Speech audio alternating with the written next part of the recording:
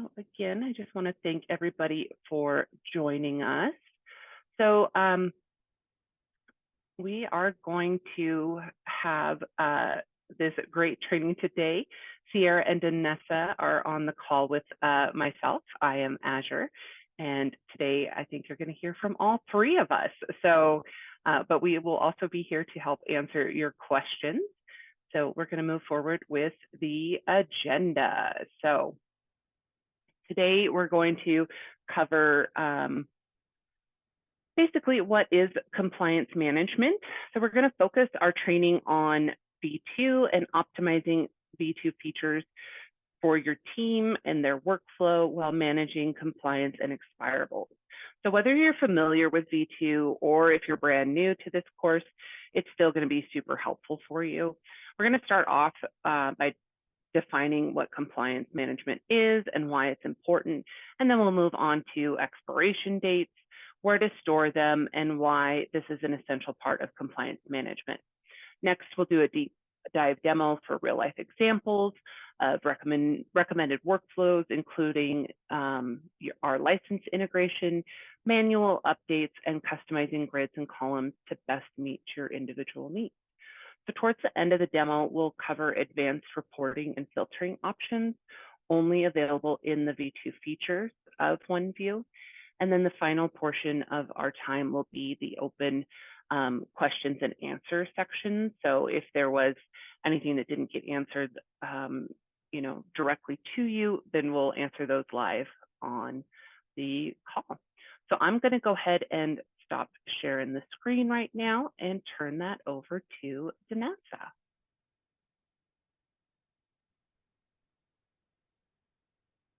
All right, perfect. And we're viewing your Oh, looks like I'm turning over to Sierra. I apologize. Oh, you're okay. We're Thanks. viewing the Nessa screen, so you were right about that. All right. Right. Hello, everyone, and thank you so much for joining us today. We're really excited to talk to you guys about compliance and expirable management. Most of our call today is going to be presented from V2.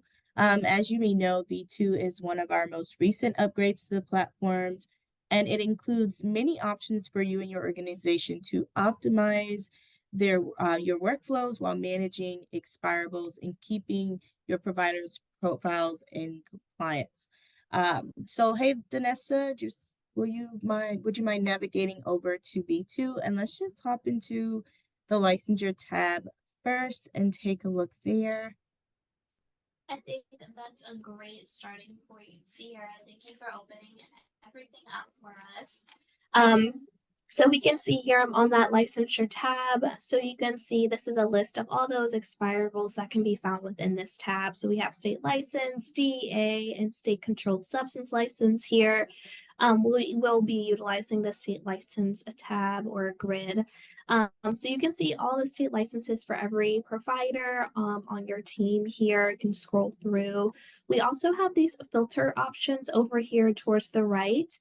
So if you wanted to see everything that's expiring, you can click that expiring filter and see all 5. If you want to see everything that's expired, you can hit this expired filter. You see all 36. And then if you wanted to see your complete list of all the state licenses that live in your provider profiles, you can hit total and you'll see all 118 here. That is so great, Danessa. And I really love that. I think my team would really love that as well, this tab to manage those expirables. And I really like how you can see everything at once and manage multiple expiring licenses at the same time. And this is all without even leaving the platform. Yes, I really like that feature too. I think it's super efficient for making sure my licenses are still in compliance. One thing I also wanted to show, by those filters, we see there's this envelope icon, and this actually connects with the filters. So let's say I want to maybe send something out to my providers who have a license that's expiring soon. I can click that expiring filter and then hit my envelope icon. And if I check providers, all of the providers that are listed within this column here. So the ones that are going to be expiring soon are listed in this section. And then this is a free text section. So you can type in whatever you like here. If you want to say, hey, please update, license is soon to expire, you can type that in and then hit send, and this goes to their inbox individually here. You also have the option to send it to your coordinators as well. So if you guys, prefer to communicate with each other rather than your providers, you also have that option. I do want to note that this is something that has to be manually done on your end. It's not automatic. So the platform will not automatically send out a notification or letting you know that the license is soon to expire. You do have to manually come and check this licensure tab and manually send out that email. Yeah, that's a great feature, Danessa. And even though it isn't a manual process, it is a big win there that you are able to message your provider or coordinator inside of the platform as well. And I also really love the filter option. It makes it very easy to really focus on whatever, my workflow may be for the day. And would you mind taking us over in that last updated column and talking about that refresh button? Yeah, I'm glad you called that out. So that's our primary source verification feature and is integrated with our state license database here. So I like to use this in conjunction with my filters. So let's say today I want to run the ones that are expired here. I'll hit my expired filter. And a great enhancement that we have with this is if I come over to this left-hand side, we see there's this filter icon, and at the bottom there's this empty box. I'm gonna check that box there, and you can run, it'll check off 10 for you. And all you need to do is right click and then hit update selected license. It'll run the 10, the next 10, and so on. So I think that's another time saver that's built into this as well. Um, also, excuse me, I apologize. Also, normally like in V1, you would have to wait for the return and like accept the changes. But here the platform will automatically make those primary source changes and it will automatically download that document, that primary source verification document as well. So I think that's a great way to utilize your filters and also save you some time. All right, yeah, perfect. And although you did demo that in the state license database section, I know that that updater button is down below. Can you show us where else that lives? Yes, so it's going to be all throughout here. So in your DA license, there it is. And then as well as under the state controlled substance license, you can still see the same primary source verification integration here. So you can utilize it the same way I just demoed it here in the state license grid that applies to the rest of the grids here under this licensure tab. Sounds good. Thank you so much for pointing that out.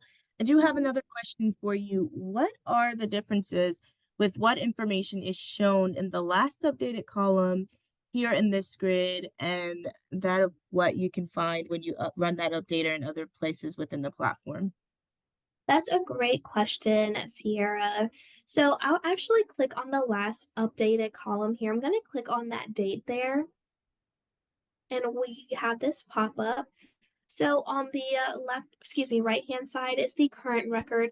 On the left-hand side is the previous record here. You can also utilize this drop down to look at more historic data. So if you want to see when the last time this excuse me, when the last time this license or this primary source verification was ran, you have that option to kind of go back. So if you want to see you ran it on the 3rd of November of last year, you can click that date and it will take you back there. But anything highlighted in a yellow color would be anything that's indicating a change. You can scroll down here. We can see that that expiration date hasn't changed. If it did, or if that provider did update or renew that license, it would be indicated here. And again, it will be highlighted because that's indicating something new information that it pulled in. But you can see here that I was the last person to run this updater here. It shows my name there.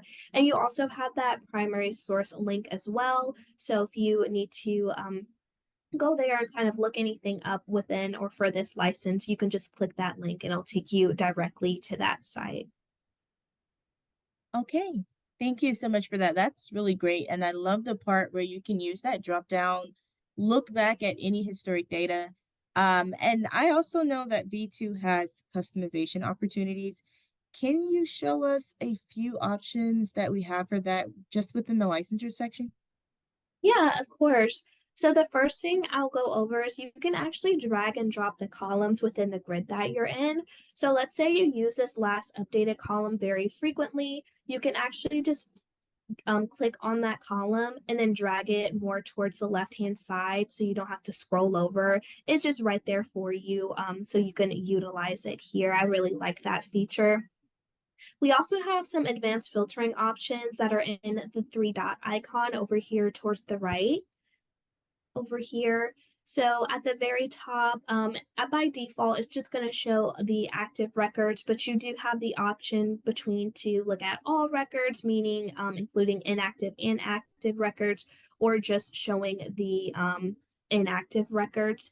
And I do want to point out that you can restore any inactive records. So maybe you accidentally soft deleted something or disabled one of these records here, you do have the option to go within the inactive records and hit that green plus sign here to reactivate it and restore that information. So I think that's a really nice feature there. Going back to our three dots, we're going to go back to our default, which is show active. At the very kind of in the middle here, we have you can show all alerts by default. You do have the option to choose between enabled and disabled alerts, and we know you can disable alerts just by clicking on that little bell icon there, and you'll no longer be alerted for it. So you do have the option to choose between the two that you want to view. So if you just want to see the alerts that are enabled, you have that option, or if for any reason you want to see or kind of check on which ones that are disabled, you have that option here as well. Okay. Yeah. And then, I oh sorry, Sierra. I no, you're okay. I was just gonna say I really like that feature and being able to really see or change those alert days between 30 days to 180 days. I know that's a newer update as well. Yeah, exactly. That's the next one I was about to get into here. So we do have that option. So excuse me, by default, the system is just going to alert in 60 days. But like Sierra, you were saying, we have the option to adjust that here. So if you want to see what's maybe expiring at the 150-day mark, you can do that. And once we do that here, if we put it back to total, we can see that our expiring has increased here. So it triggered additional alerts by shifting that date. Whereas when I was at that 60-day month, I believe it was a number, I think it was maybe four that were expiring. I could be wrong. But really nice way to work ahead. Maybe you're going to be out of office, or again, maybe you just want to kind of get a heads up on your work. You have that option here, which is one of my favorites that we have. So I think this is a pretty big win that we have here. Scrolling down within the three grids as well, we do have our advanced reporting options. And I do, so you can see you can export to Excel, CSV, or PDF. And I do want to point out that any changes that you make to the columns and filters here within the grid will also apply to that report. And to show you what I mean by that is we know these are filter boxes here. So let's say I just wanted the state licenses of all of my MDs. I can filter down to that. And maybe for this report, their license number is super important, so I can drag that column over. And maybe the state is super important, I can drag that column over.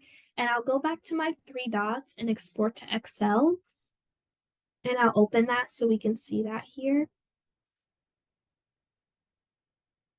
So now you can see the changes I made with the columns and those filters apply to this report. So not quite a customizable report, but it's a little bit customizable. So you can use that customization opportunity we have to meet your reporting needs. So I really like this feature as well. And then the last thing I'll talk about within the three dots is the reset grid settings. So if you made too many changes, you want to go back to those default options that we had, you can just hit reset grid settings there.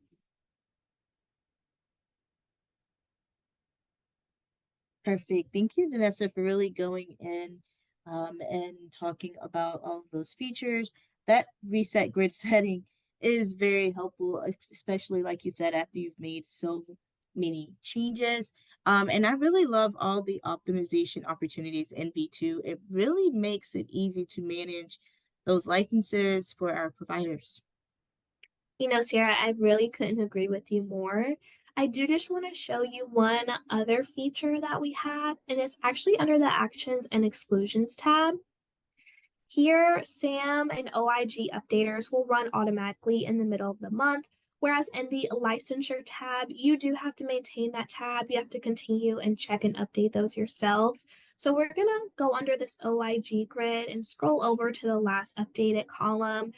So we can see here that it's been running like the same around the same time, like it ran the 6th of this month, so today, and some ran like last month, on the 15th. So you can expect it to run about the same time next month as well. I do want to let you know that it may not run like on the exact same date. So it might not run like on April 6th. It might run on April 10th or April 15th, but it is guaranteed to run every month. And same thing with SAM. If we scroll down here, we can see the last time it was ran February 16th. So we can expect it to run about the same time this month. Here you do also have the same filtering option. So you can filter between match, fail, or total. Same thing with SAM. You can filter between pass or fail, total. And you can also use this status drop down to filter as well. These are both quite similar there. Perfect. And I want to ask Danessa, so if I'm looking at my screen and I don't see Sam in this section, could you tell me why that would be? Yeah, that's a great question, Sierra. So you just want to make sure you go under your grid settings here and you can activate it here. That way you'll see it on your grid on your main page. So you do, that's one thing. It is important with SAM. It is active, but you just want to make sure that green toggle is on so you'll be able to see it on your back at your main page. Perfect. Thank you so much for showing that. Yeah, I know by default that's off. So, yeah, toggling that on is very important. Thank you for that. So I think all of that is great, and anything that really helps take the workload away, is definitely always a benefit. Absolutely. And you do just want to make sure you're checking this tab to see if your providers have passed or failed as well, so you can take the necessary steps internally. Yeah, that's a really good point. One other question that I did have for you, Danessa, I think we do have some documents that are also expiring. Can you tell us how to manage expiring documents as well? Absolutely. So I'll hit on my documents tab here. And I do just want to show we do still have the same filtering options here that we looked at in our licensure tab and like in our actions and exclusions tab. We do still also have the three dots. So these are both very, I mean, they're pretty much the same as the ones we reviewed within the licensure tab. You can add additional documents here just by clicking on this green plus sign, and you just have to enter in the required information that's indicated by this red star here. But again, you can come over here, look, okay, when is this, you can look at the last updated or who was the last person to upload this document. You can utilize the same expired or alert days here. So if you want to adjust that, you can do that here. But this is where you can review when those documents are expiring, and you also have your filtering options. So if you need to just see a certain provider, when their documents are expiring, you just want to look at that provider's expirable documents, you can use that filter here and narrow it down and do whatever you needed to here. And you also can still use that naming convention when uploading documents here. So just make sure You can utilize the same naming convention that I'm sure you're familiar with when adding those new documents here. All right, that was great. And thank you for mentioning that naming convention. That is a real time saver when it comes to uploading those documents. So thank you so much for showing us all of those best practices for compliance and expirables management today. OneView makes it really easy to do all of that. And I just love how we can go in and customize everything to our personal workflows as well. Yeah, thank you both. That was a really awesome presentation from both of you guys. We do have a few questions here, if that's okay. And I think we can just answer some of these live, if that's okay. I've got one here that says, hey, can you send me a list of the acronyms that you guys used here in Modio for the newbies? Like, what is SAM? And I think this might have been the same person that asked me what PSV stood for. And I already answered what PSV was, which was primary source verification. But I was just about to send them out to the support page, Vanessa. Or Danessa, I'm so sorry. I've got different names on my brain today. It's Danessa, I okay. apologize. It's Danessa, okay. do you want to show them how to access the support page from the Oh, yep, yeah, sorry, I already clicked on it. Let me go yeah. back. There's a support page right here, so you can just click there. And that's how you reach our training and support page. We And have I a do lot think of different, we have a tip guide for Sam. yes. Perfect. So you can easily click this one here and it's a PowerPoint. Some of them have brief videos linked to them as well, but these are really good to take a look at. Also, if you're, not just for Sam, if you're curious about other things as well, these are really nice to kind of refresh your memory on. So I really like the tip guides. Beautiful. Perfect. I have a couple as well, Danessa. Can you show again how to toggle that SAM option on as well in the grid settings? Yeah, so what you're gonna go is you're gonna go to your team drop down here, and at the very bottom where it says grid settings, you're gonna click there, and you're gonna go under the actions and exclusions tab. Like Sierra said, normally this is turned off, but since I had mine on, it's gonna show in that green. So you just want to toggle it on, and then just make sure you hit that back button within the platform here, and then you'll be able to see it on your grids under the actions and exclusion tab. Perfect. Thank you so much. So again, guys, under the grid settings, by default, that SAM integration is going to be toggled off. So if you would like to utilize SAM, grid settings, toggle it on. You might want to make sure you hit that back button, not on the browser, but the one that says back within OneView, and it is under actions and exclusions. So we had just a couple more questions come in about that as well. And I want to highlight again, this one says, a lot of people may not know what PSV, SAM, OIG, or those features do. And again, on that support page, there are tip guides. There's a SAM tip guide. There's an OIG tip guide. And then, running those updaters and all of those tip guides are going to explain to you how to use those features, give you an idea of what they are as well. So definitely take a look at those tip guides. They're extremely helpful. Okay, so and one more I see here, the grid settings. Can we go back to the grid settings? So the grid setting option is going to be where you see your team name. And this is only viewable if you are in V2. So if you drop down in V1, you will not see that grid settings option. You must hit the V2 button first. It's in the center of the screen of the team tab. That V2 button. You must be in V2 first before you can see that grid settings option, and it's going to be in that drop down next to your team name at the very bottom. And if you could click on the grid settings, there is the back button. There is a question that asked, where is that back button? that is the back button that you want to ensure that you select after you've set your preferences. This will save all of your changes. Right. I Let's see see, another we've one. got one too. Yeah, sorry, Sierra. I was going to say we've Oh, got yeah. one that says, how do you handle OIG verifications for non-provider staff?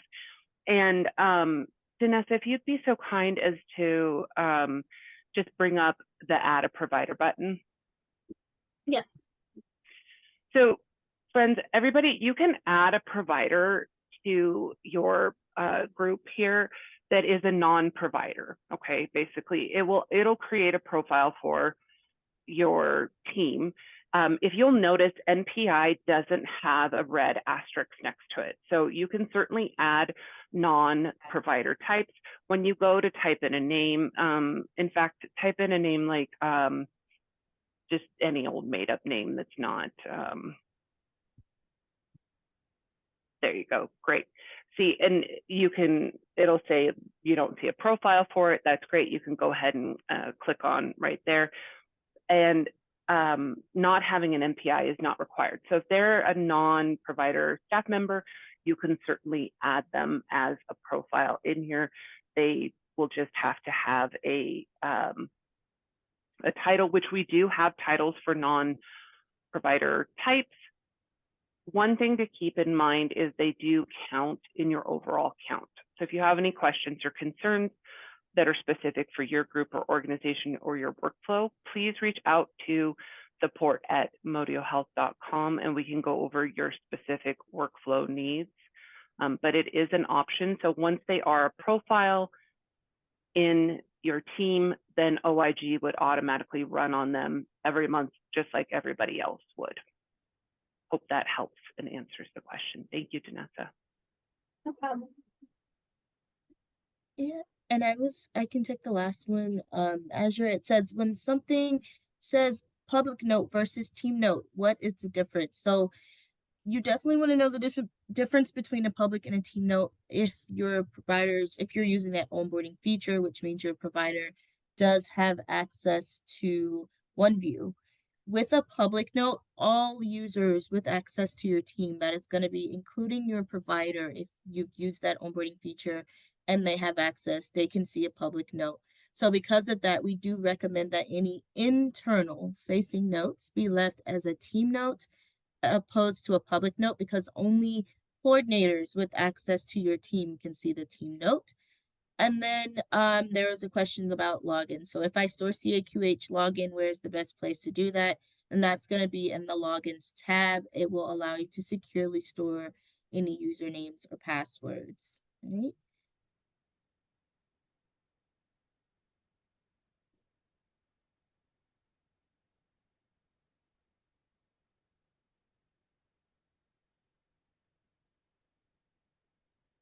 And there's one last question here. We have quite a few coming in, guys. So if you hear us pause, we are just okay. We're just reading all the questions. And if time doesn't permit, guys, always feel free, send your questions into support@modiohealth.com. There is Sarah, always I apologize. Did we get to the second part about her CAQH login? yes, we did. Okay, Yeah. apologize. Okay. So Forgot yeah, about we that. showed the logins tab. Beautiful. And this okay.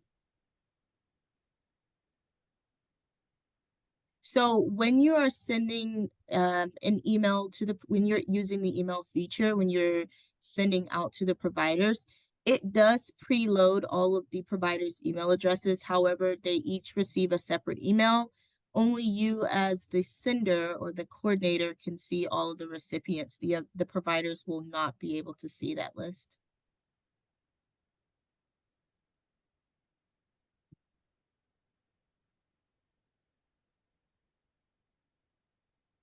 Right?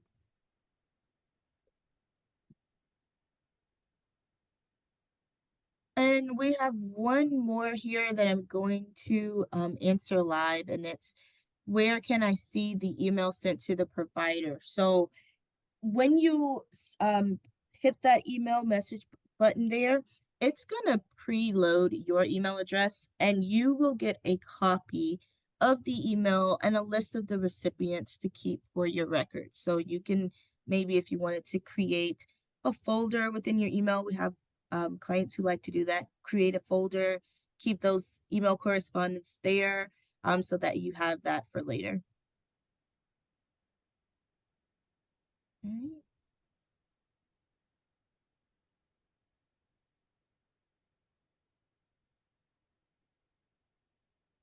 All right, and I think we're just about how we're doing on time, Dennis. I think we're just about up on time. We'll answer a couple more, and if you again have questions, feel free to email the support. The if you wanted to create a folder for those emails, that would be done in your, maybe if your organization uses Outlook, you can do it there. That's a great question.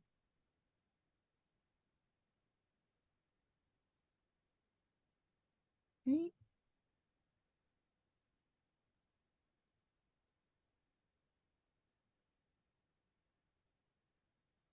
All right. I think that's everything that we have for today, Danessa. Okay.